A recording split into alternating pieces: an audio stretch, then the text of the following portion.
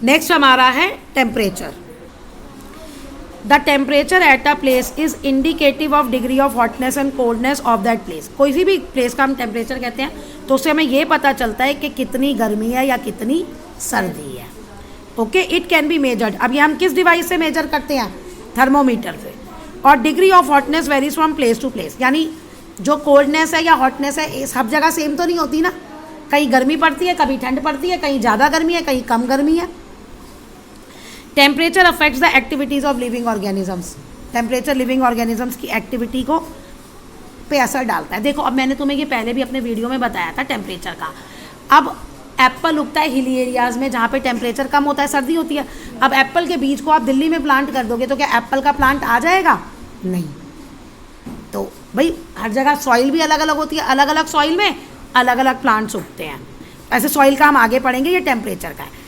It is an important factor that determines the distribution of plants and animals on earth. तो ये एक important factor है जिससे हमें जिस पे प्लांट्स और एनिमल्स डिपेंड करते हैं, यानी कहाँ कैसे प्लांट्स मिलेंगे, कैसे एनिमल्स मिलेंगे, वो डिपेंड करता है वहाँ कितना टेम्परेचर है, वहाँ सर्दी है या गर्मी है।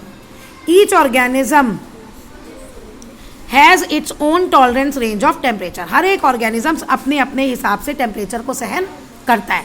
ऊँट को गर्मी में रहने की आदत है, पेंगुइन को ठंड में रहने की आदत है। दोनों की जगह चेंज कर दोगे तो वो मर जाएंगे।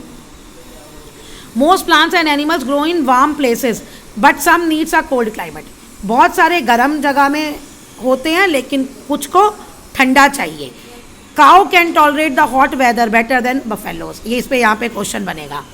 काउ जो है वो ज़्यादा सहन कर सकती हैं गर्मी को बजाय बफेलो के। इस लाइन को ऐसे बोलना ज़्यादा सही होगा। आप कहते हैं हम बफेलोज को देखते हैं क्या गर्मियों में पॉन्ड्स में हैं, क्यों होती हैं वो? ये आ सकता है बिकॉज आ गया ना, बिकॉज बफेलोज जो हैं वो ब्लैक कलर की होती हैं और उनमें स्वेट ग्लैंड्स नहीं होती, उनको पसीना नहीं आता। हम लोगों को ज़्यादा गर्मी लगती है तो हम लोगों को पसीना आ जाता है, तो पसीना आने से हमारी बॉडी ठंडी हो जाती है, तो टेम्परेचर हमारी बॉडी का कम हो जाता है। लेकिन बफेलोज में ऐसा नहीं होता, इसीलिए वो हैंस दे फील हीट मोर। उन्हें ज़्यादा गर्मी लगती है और उन्हें ठंडा करने की ज़रूरत है खुद को, तो वो कैसे करती है? खुद को पानी में डाल देती है। ये इस पर क्वेश्चन है।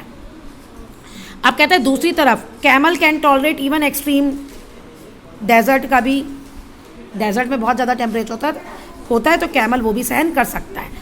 उनकी कोई स्वेट ग्लैंड्स नहीं होती। क्यों?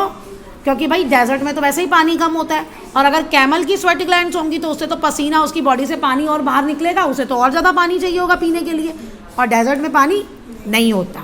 तो this help in reducing the loss of water from their body. अब ये आ सकता है कि कैमल्स में स्वेट ग्लैंड्स क्यों नहीं होती? ताकि उसकी बॉडी से पानी का लॉस ना हो। They can live without water for many days. तो वो बहुत दिनों से पानी के बिना जिंदा रह सकता है। पोलर बियर और पेंगुइन वो कहाँ होते हैं? वो कोल्ड रीजन में होते हैं। टाइगर और एलिफेंट वार्म रीजन में होते हैं। तो ये अलग अलग है। सॉइल एक और इम्पॉर्टेंट अबायोटिक फैक्टर है हमारे इन्वायरमेंट का। ज़्यादातर प्लांट्स जो होते हैं, क्या प्लांट्स ग्रो कर सकते हैं बिना सॉइल के? भाई मिट्टी में डालोगे तभी तो ग्रो करेंगे। Soil provide water and minerals to plants which are important for their growth.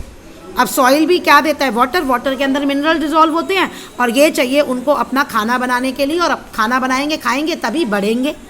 तो it provides a home to, अब बहुत सारे एनिमल्स को ये होम भी देता है। ठीक है ना? अर्थवॉर्म्स मिट्टी के नीचे रहते हैं ना, रैट्स भी होल बना के रहते हैं मिट्टी के नीचे। ओके।